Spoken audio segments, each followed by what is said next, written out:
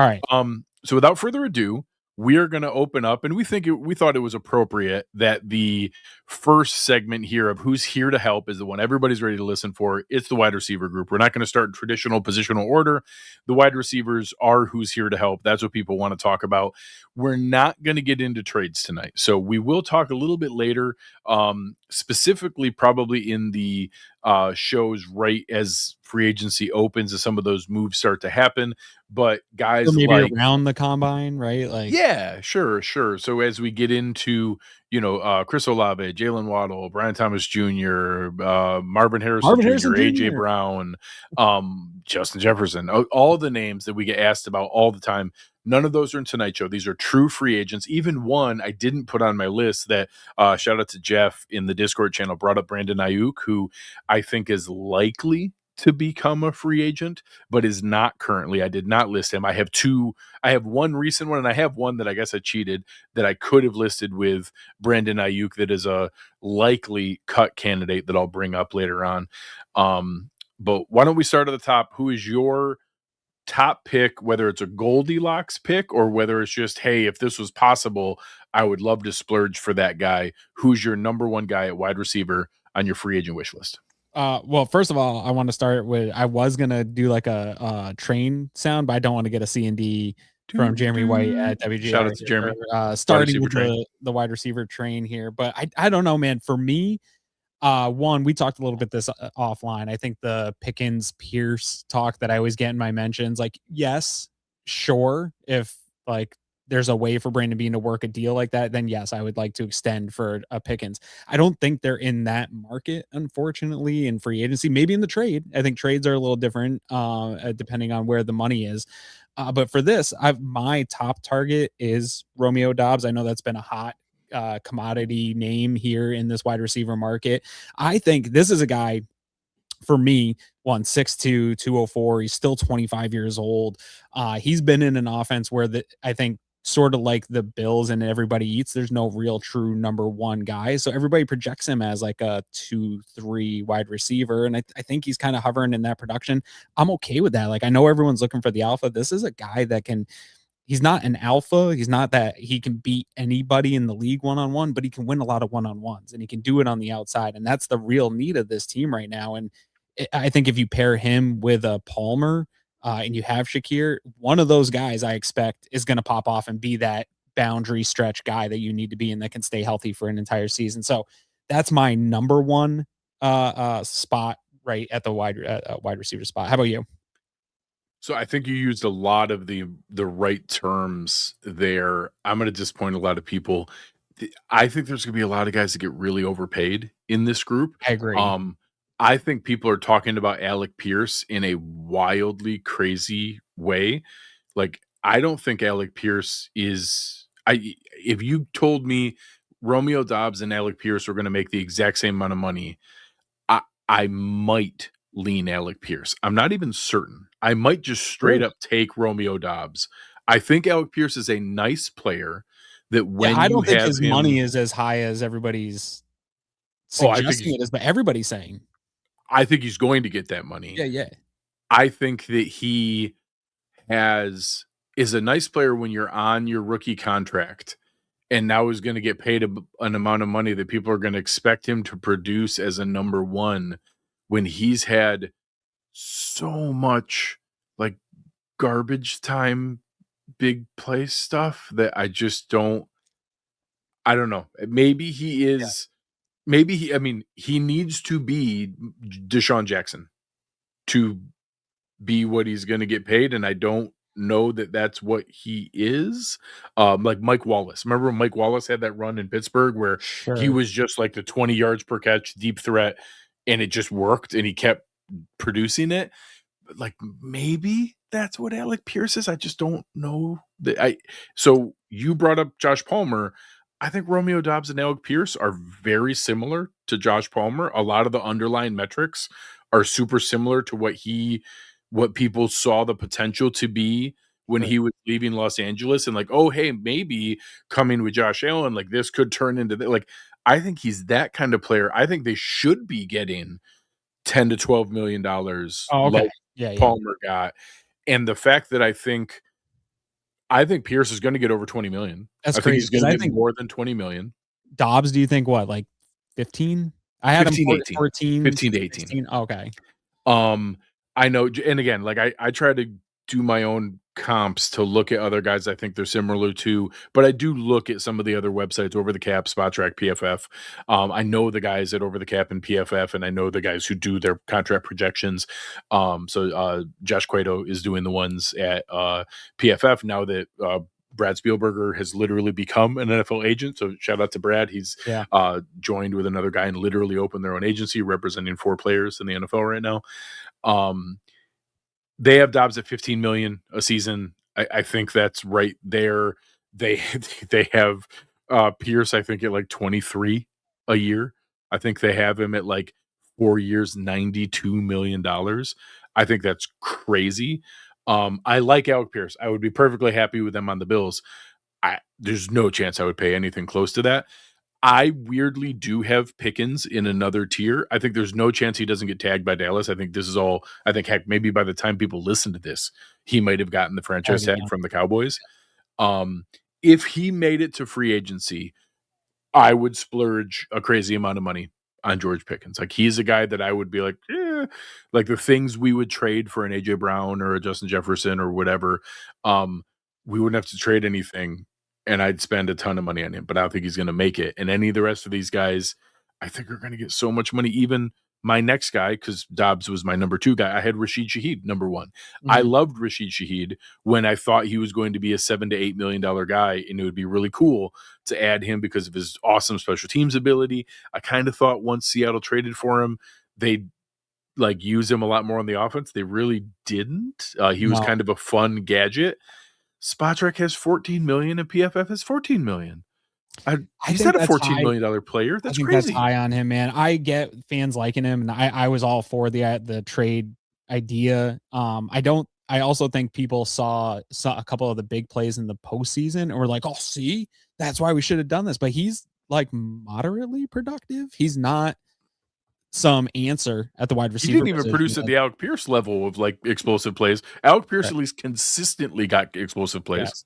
He's third on my list for free agency overall. I'll be super happy to get him. I think he does fit a need for the Bills specifically. And again, I don't need this to be your alpha number 1 wide receiver. And he played with Carmichael, right, in New Orleans the first couple of years. So I like that connection.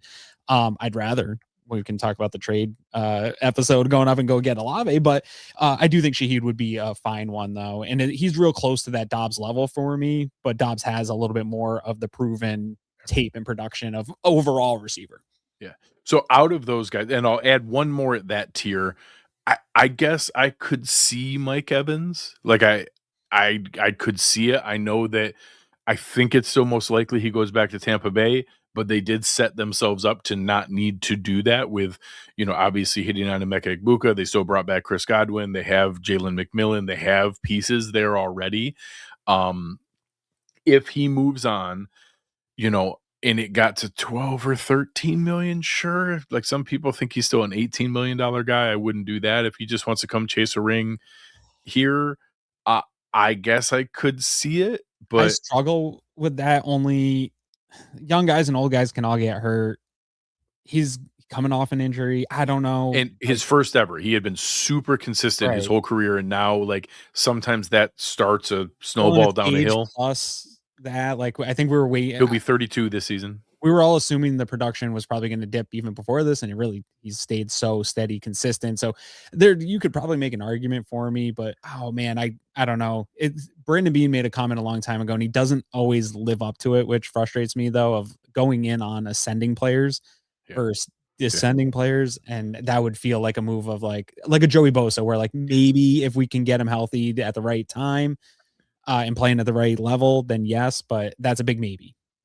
And Bosa, as an example, was not a whiff, but was fine. He did not live up to it. He was not a $12 million guy.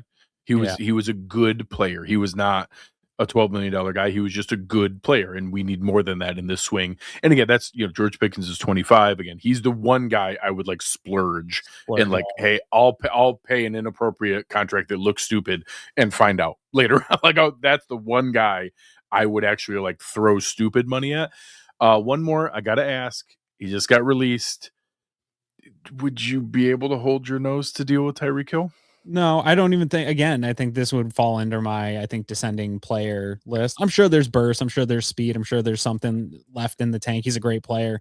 I just don't think it would be He for sure worth. was a great player. We're not sure if he still is. Sure. I think I wouldn't want to find out. I think this is a spot. There's going to be some limited movement here, and I want to acquire as many spots as I can at that wide receiver position. You're stuck with Keon Coleman, I think. You're stuck with Palmer. Like, you know what I mean? Like, so there's not going to be, I want 3 new receivers, and I don't want one to be a guy like Tyreek Hill that's one, everything I hate about off the field issues, and not good enough for me to get over them on the field. Yep. He's no longer, I think, worth it. Like the point Antonio Brown hit. There was a point where Antonio Brown was worth tolerating because he was the best wide receiver on the planet. Correct. And had like a 5-year run as just the best guy in the league. Sure. And then once he wasn't anymore, it wasn't worth tolerating his bullcrap anymore. Correct.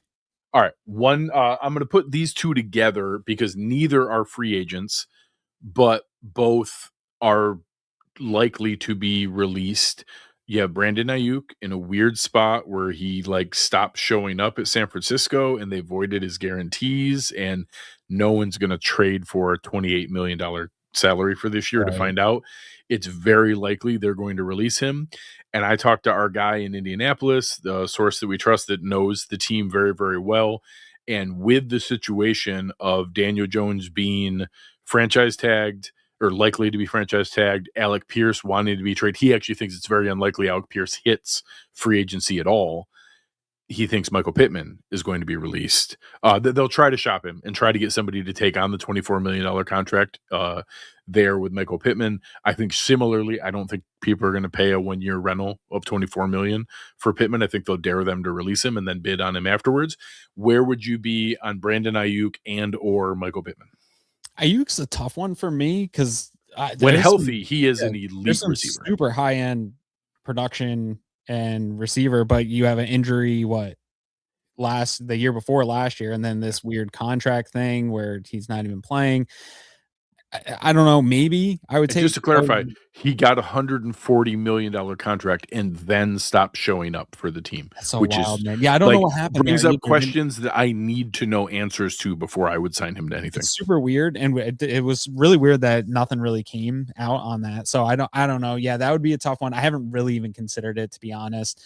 The guy that I've been kind of like thinking about in that bucket is Waddle, right? Brandon Beane already talked about wanting to trade him. I'm sure Miami has also heard those interviews that Brandon Beane went on his tour a couple weeks ago and are probably trying to trade him, but it sounds like he's also wanting out as part of this like exodus out of Miami. I don't know what that situation looks like for him, but if they can't find a suitor and all the teams kind of stay pat, if he was some guy that ended up released, that would be similar to the Pickens thing for me. Maybe not as aggressive, but that would be one where, okay, we tried to make that trade. Let's just go ahead and get this guy now while we have him in our target. I think Pittman is like a notch above the Dobbs Shaheed group there. I think he's better than that's not a smart move by Indy. I think he might be their 100%. Number one. Like to get rid of Michael Pittman to give his money to Alec Pierce seems like something seems very similar to having Daniel Jones as your quarterback and trading away 2 future first-round picks for Sauce Gardner. Like that seems very much like a spur of the moment. Hey, you want to know what'd be really cool? Let's go do this. And then like very quickly afterwards, you're like, oh crap, why do we trade 2 first-round picks for a cornerback when we don't have a franchise quarterback? I think they're going to regret letting Pittman leave there. I think he's a really good receiver. I'd take him. Yeah. Okay. So before we move to the next tier of wide receiver, I want to bring up Jason's comment here. He's been a great contributor for us. Really appreciate you, Jay. I think Alec Pierce may be a bit overrated. He will be a nice 50 to 60 catch guy that may break 1,000 yards because of his speed, but not sure of how good he really is. I like him, but scared of the $25 million. I hear he may get spot on. It's exactly where my head is. In a vacuum, if you just ask me, would I like Alec Pierce on the Bills with Josh Allen? Yes. He's a really fun deep ball threat. Like he's actually really good at tracking deep balls and coming down with them. And if I'm completely honest, I wouldn't be that excited if he went to New England. with how Drake May's deep ball is. Like, I would actually be kind of annoyed if he went to New England.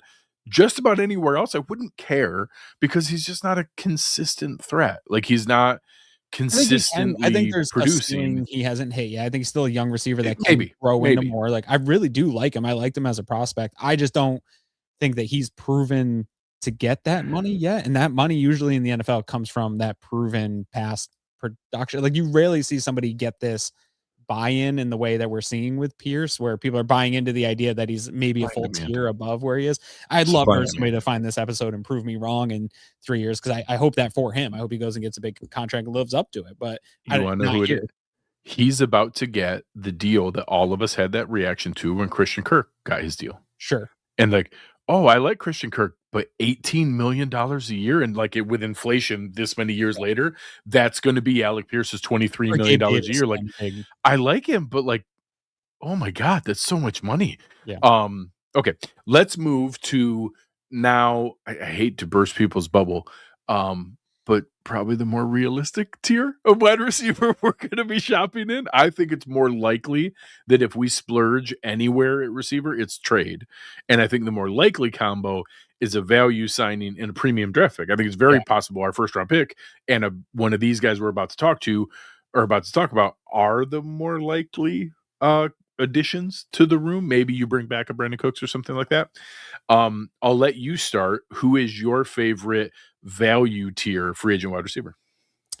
This is tough for me. I've got 3 names. You already mentioned one in Cooks. I'd be totally I content. didn't list Brandon Cooks, but I'd be fine if he was brought We back. talked about it in the last episode, so I didn't want to like list him and necessarily Third or fourth wave. If we, matter of fact, I would almost like him I would like him and one of these guys. If I'm Yeah, being I would honest, think for me, it would almost also be if like one of these guys, some GM has the same idea I do. I'll say it. Tyquan Thornton would be a guy that I think I would take in this range and in this spot. 6'2", 185, 25 years old, just speed. So I think you want to add that speed with Josh Allen, that vertical threat. You want to talk about ADOT. He was at what's like 23 point something ADOT. Granted on like 19 targets, but early in that season, before they got Rashee Rice back, before things started going even south for there's a KC, moment I thought he was a thing. he had a couple of plays where he was like popping off. And honestly, that is the thing the Bills were missing, were just even the threat of it, right? Like just having that guy that can produce that threat. I think he could be a totally reasonable wide receiver for 5-ish guy. And then, like you said, then you attack in the draft, but you get some speed right out of the gate. And he's still young. He's 25 years old. So there could be more to this ceiling than what he's shown. So 2 more guys that I think are very similar. These 2 guys are one is a little bit thicker, one is maybe a tiny bit more proven. We'll see, Yeah. but has fallen off. One is Jalen Tolbert. Jalen Tolbert's a guy that had similar moments in Dallas. Like there was a flash there where CeeDee Lamb got hurt before they had George Pickens, and there was a moment there where like, oh, Jalen Tolbert's a thing, and then it kind of fell off. Has some deep ball ability, can make some big plays, isn't super consistent, but I think has a little bit of that capability. And one that had a moment there and then kind of fell off also was De'Ami Brown. De'Ami Brown is a guy that I think has similar traits to Thornton, Brandon Cooks. Those guys, I think it's probably one of those guys. I don't think that you would go multiple of those. I think you'd add one as a deep threat, and then you'd go to look at the draft. But I think you could take a Tyquan Thornton, a Jalen Tolbert, a De'Ami Brown, a Brandon Cooks. I'd like one of those kind of guys just as a nice addition as a wide receiver 4 or 5 deep threat guy who could, make a couple plays here or there. Yeah. And I just want to go on record for saying that I would carry a 7th wide receiver if it was Greg Dortch. So I have Greg Dortch written down mostly in honor of you. But I do think that there is legitimate connection, obviously, most importantly, with our new special teams coordinator coming over from Arizona. Dortch is a guy that we don't have, right? Well, I guess technically we do. We have an overqualified version in Khalil Shakir. Correct. We don't have a guy who is, hey, can we have a guy who can be our returner and is a functional wide receiver? Like Mecole Hardman was just a returner. And we've had some of those kind of guys that like, hey, that's all they do. We had Andre Roberts for that stretch. I'd like to have a guy where Like, he can be our primary punt returner, can also be the second kick returner along with Ray Davis, Sure. and is a functional game day active wide receiver who would be game day active every game if he never returned a kick. I want that level of wide receiver where if they did not get involved in the return game at all, they would still be a game day active wide receiver. And Greg Dortch would be. He is a game day active level wide receiver who can run routes. He is obviously very limited to the slot. I don't think has the body type is very, he's small but thick. He's a small thick guy. Super twitchy. We wouldn't need, he would also, if you told me that we signed him so that we didn't need to use Khalil Shakir on the wide receiver screens and he could run more outside routes and more downfield routes, that would make me super excited if it like unlocked that piece or forced them to use Khalil Shakir to his full potential. I would add him there. And similarly, if somehow Christian Kirk lost the like wide receiver, Sure. game of musical chairs, obviously very close relationship to Josh Allen. He's a guy that I've kind of wanted. And similarly, if you told me we added him because Khalil Shakir was about to start playing on the outside more, that would make me happy. And I would be cool giving more of those slot routes to Christian Kirk because I think Khalil Shakir should be way more of a 50-50 receiver than the 65-70% he plays in the slot. Yeah. Kirk was a tough one for me to find a value on because I think I value him higher than maybe he'll end up actually making here in the market. But back to Dortch for a second too, like he hasn't really shown any like proven production, but I think some of that's the Cardinals offense a little bit. But I think there's way more. When he was a draft prospect, dude, like playing at 5'7" at that whatever 180 soaking wet 175. Like this guy can move, man. He can do some special things if you find ways to get the ball in his hands. And I would hope that they could do some of the stuff that they did in New Orleans, like screen game stuff, like even have him out of the backfield. Some of the stuff that Kubiak was doing, like just find a way to get this guy the ball. And that's your point. I don't think the Bills they find clever ways to get Shakir the ball, and he can do those things, but they don't have like what they tried to make Isaiah McKenzie at one point. I think Greg Dortch can be what they wanted that out of Isaiah McKenzie. Granted, that wasn't Brady, but I still think you kind of want that player in your offense. Yeah, 100%. Any other wide receivers we didn't touch on? Not for me. Yeah, I'm sure there's names that I'd be happy with that are in those ranges. And we'll see. Like there could be guys in the chat. Again, reminder that producer Colin is going to keep an eye out for those, and whoever has the best names that we didn't touch on, we'll do rapid fire of those at the end of the show. Yeah. Or in the comments if you're not watching live, just pop them right in the comments. We'll reply back and let you know our thoughts on each of those guys here.